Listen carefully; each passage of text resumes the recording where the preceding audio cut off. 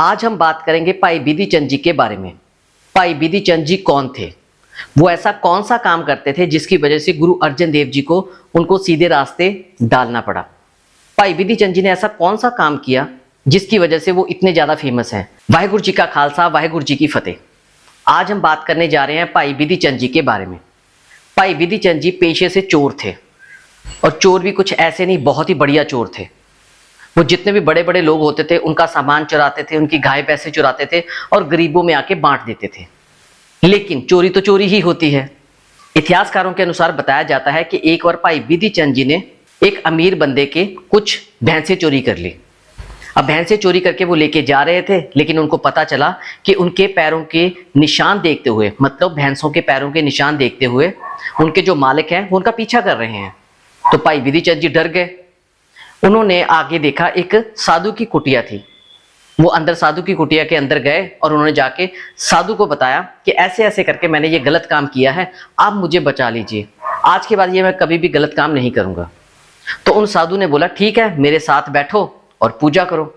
साधु भी बहुत अच्छे थे, क्योंकि ज्यादातर साधु तो ये कहते हैं कि मेरी पूजा करो, लेकिन उन्होंने ऐसा नहीं बोला। उन्होंने बोला श्री गुरु अर्जन देव जी की पूजा करनी है, उनका नाम जपना है, क्योंकि वो गुरु नानक देव जी की गुरुगद्दी पे बैठे हुए हैं। तो भाई बिधि चंद जी गुरु अर्जन देव जी का नाम सिमरन करने लग पड़े। जिनकी गाय भैंसे थी वो आए और उन्होंने आके साधु से पूछा। साधु ने साफ साफ इनकार कर दिया कि नहीं, मैंने किसी भी चोर को नहीं देखा। ऐसे करके उन्होंने भाई बिधि चंद जी को बचा लिया। फिर वो भाई बिधि चंद जी को गुरु अर्जन देव जी के पास लेके गए और जाके बोला कि गुरु साहब, ये बच्चा है, गलत रास्ते में पड़ गया है, हमें इसको सीधे रास्ते में डालना है। तो गुरु अर्जन देव जी की कृपा हुई तो भाई बिधि चंद जी सीधे रास्ते में डल गए और उन्होंने सिक्खी भी धारण कर ली। उसके बाद फिर उन्होंने कभी भी कोई ऐसा काम नहीं किया, हमेशा गुरु साहब जी की सेवा में लगे रहते थे। एक बार बताया जाता है इतिहासकारों के अनुसार कि एक सिख था, 10-12 घोड़े परचेज कर लिए थे, जिसमें से 2 घोड़े बहुत ही अच्छे थे, बहुत ही शानदार थे।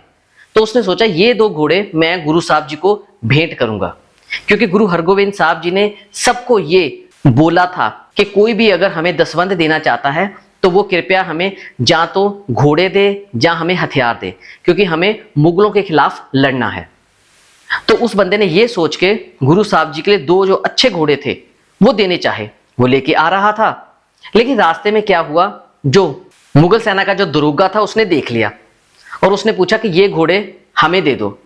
तो उस सिख ने बोला कि मैं आपको ये घोड़े नहीं दे सकता, ये घोड़े स्पेशल मैं श्री गुरु हरगोविंद साहब जी के लिए लेके जा रहा हूं।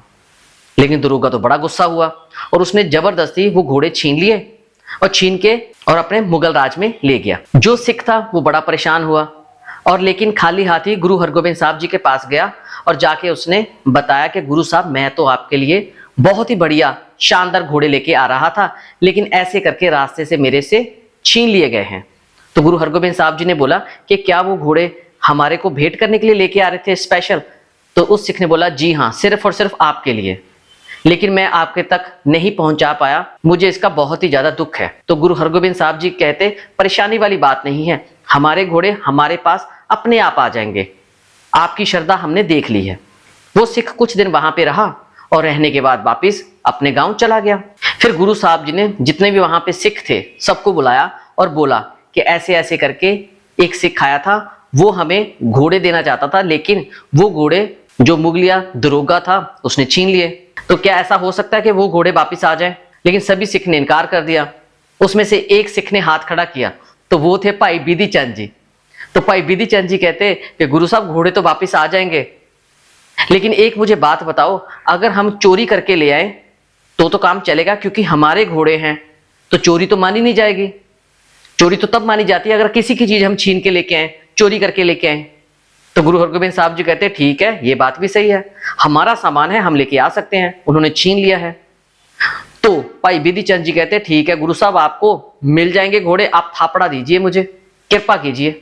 तो गुरु साहब जी ने थापड़ा दिया, भाई बिधि चंद जी चले गए। बताया जाता है कि भाई बिधि चंद जी जब वहां पे गए तो वो घास काट के अपने साथ ले गए और उसको बेचना स्टार्ट कर दिया बाजार में। 2 तरह का घास था, एक अच्छा और एक बुरा। तो दरोगा वहां लेने आया वही वाला, और उसने बोला कि घास कैसे लगाया? तो बिधि चंद जी ने बोला जी अच्छा घास 2 टके का, जो अच्छा नहीं है वो 1 टके का। तो दरोगा कहता कि ये घास सच्चे पातशाह के घोड़े के लिए लेके जा रहा हूं मैं, क्योंकि उस वक्त वो सच्चे बादशाह बोलते थे मुगल बादशाह को। भाई बिधि चंद जी कहते ठीक है, अब 2 टके वाला घास ले जाए। ऐसे कुछ दिन चलता रहा, लेकिन एक दिन दरोगा कहता कि तुम घास तो बहुत अच्छा लेके आते हो, ऐसा हो सकता है कि मैं तुम्हें राज में ले चलता हूं, वहां पे तुम खुद ही घास खिला दो, क्योंकि घोड़े घास नहीं खा रहे। तो भाई बिधि चंद जी को और क्या चाहिए था, साथ में चले गए।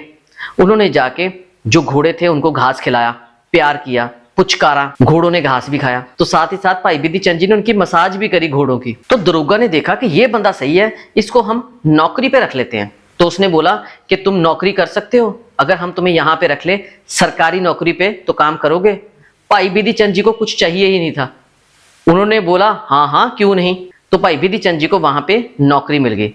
वो डेली घास लेके आते और घास लाके खिलाते, और घोड़े भी बड़े खुश थे और उनकी मसाज भी पूरी होती, मालिश अच्छे से करते थे। एक दिन बादशाह आया, बादशाह ने आके देखा कि तबेला बड़ा साफ है और घोड़े भी खुश हैं। तो उसने बोला इसका क्या रीजन है। तो दरोगा बोलता कि सच्चे बादशाह, हमने एक नौकर रखा है जो घोड़ों को घास भी खिलाता है और उनकी मसाज भी करता है। तो मुगल बादशाह ने बोला कि कौन सा है आपका नौकर, दिखाओ जरा हमें।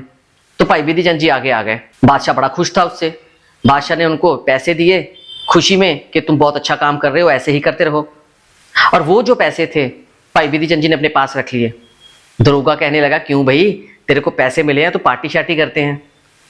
तो भाई बिधि चंद जी कहते मैं तो कुछ खाता पीता नहीं हूं, ये आप पैसे लो और आप खाओ। तो दरोगा ने क्या किया, पैसे लिए। पैसे लेने के बाद उसने मांस पकाया, शराब पी और रात को ऐसे लेट गए। भाई बिधि चंद जी एक घोड़े के ऊपर बैठे और बैठ के वहां से निकल गए, क्योंकि सभी के सभी जो दरोगा और दरोगा के जो साथी थे, जो सरकारी कर्मचारी थे, वो तो शराब पी के लेट गए थे, वो तो सुध बुध खो बैठे थे। तो भाई बिधि चंद जी ऐसे करके एक घोड़ा गुरु साहब जी के पास लेके आ गए। तो जब गुरु साहब जी के पास लेके आए तो गुरु साहब बहुत खुश है कि हाँ भाई बिधि चंद जी ने काम कर दिखाया। 2-3 दिन वो घोड़ा वहां पे कुछ नहीं खा रहा था। तो गुरु साहब जी ने देखा कि ये घोड़ा कुछ नहीं खा रहा। तो गुरु हरगोविंद साहब जी का मन बड़ा उदास हुआ। तो उन्होंने बोला भाई बिधि चंद जी को कि आप एक काम कीजिए, इस घोड़े को उसी जगह पे छोड़ आए, क्योंकि इसका भाई वहां पे है और ये उदास हो रहा है घोड़ा, इसीलिए कुछ नहीं खा रहा। तो भाई बिधि चंद जी कहते कि गुरु साहब ऐसा तो पॉसिबल नहीं है, मैं बड़ी मुश्किल से तो लेके आया हूं, लेकिन हाँ एक काम कर सकता हूं कि मैं दूसरे घोड़े को भी लेके आ जाता हूं। तो गुरु हरगोविंद साहब जी कहते क्या ऐसा पॉसिबल है। तो भाई बिधि चंद जी कहते आप थापड़ा दीजिए, मैं ले आऊंगा। तो गुरु हरगोविंद साहब जी ने थापड़ा दे दिया। अब भाई बिधि चंद जी के जितने भी सिख दोस्त थे उन्होंने बोला कि भाई लास्ट टाइम तेरे से मिलना चाहते हैं, मिल लें, क्योंकि हो सकता है तू वापिस ना आए जहां पे तू जा रहा है। तो भाई बिधि चंद जी कुछ ऐसे वैसे चोर नहीं थे, पूरे टैलेंटेड चोर थे। भाई बिधि चंद जी चले गए। उन्होंने अब जाके क्या किया, अपना भेष चेंज किया और निजुम्मी बन गए, जो बताते हैं, जिसको पंजाबी में बोलते हैं पुच्छा देने। तो वो पूछे देते थे। तो वहां पे जाके उन्होंने क्या किया, बादशाह के दरबार के पास घूमने लग पड़े और बोलने लगे अगर किसी को कुछ जानना हो तो हमें बताओ, हम सब जानते हैं, हम बता देंगे। तो दरोगा भाग कर आया। तो उसने बोला कि हमें कुछ जानना है। तो भाई बिधि चंद जी कहते क्या जानना है वो मैं पहले ही बता देता हूं, तुम्हारा घोड़ा चोरी हो चुका है ना। दरोगा हैरान हो गया कि हाँ ये अंतर्यामी बंदा है, ये सब जानता है, ये बता देगा हमें कि घोड़ा कहां पर गया। तो दरोगा ने बोला जी हजूर, क्योंकि मेरी नौकरी है, नौकरी चली जाएगी अगर बादशाह को पता चल गया कि घोड़ा चोरी हो चुका है। तो प्लीज कृपया करके हमें ये बताएं कि हमारा घोड़ा कहां गया है। तो भाई बिधि चंद जी ने उसको पूरी स्टोरी सुनाई कि जो आपका घोड़ा है वो एक घास काटने वाला वो चोरी करके ले गया है ना। तो दरोगा बोला हाँ ये बात आप सही बोल रहे हो, लेकिन गया कहां है। करते करते भाई बिधि चंद जी घोड़े के पास गए और उन्होंने बताया कि जो आपका घोड़ा है उसके ऊपर वो घास काटने वाला इस तरह से बैठा। भाई बिधि चंद जी खुद बैठ भी गए, प्रैक्टिकल करके दिखाने लग पड़े कि ऐसे बैठा। ऐसे बैठने के बाद उसने लगाम खींची, घोड़े को भगाया और बताया जाता है कि ऊंची सी दीवार के ऊपर से, बहुत ऊंची दीवार थी, वहां से भाई बिधि चंद जी ने घोड़े को छलांग लगा दी और बताया कि ऐसे मैं ही लेके गया था और मैं ही लेके जा रहा हूं। इतना कहने के बाद वो अपना घोड़ा भगा के ले गए। तो दूसरा घोड़ा भी गुरु हरगोविंद साहब जी के पास लेके आए। तो गुरु हरगोविंद साहब जी बहुत ही खुश हुए कि भाई बिधि चंद जी ने ऐसा काम कर दिखाया जो कि नामुमकिन था।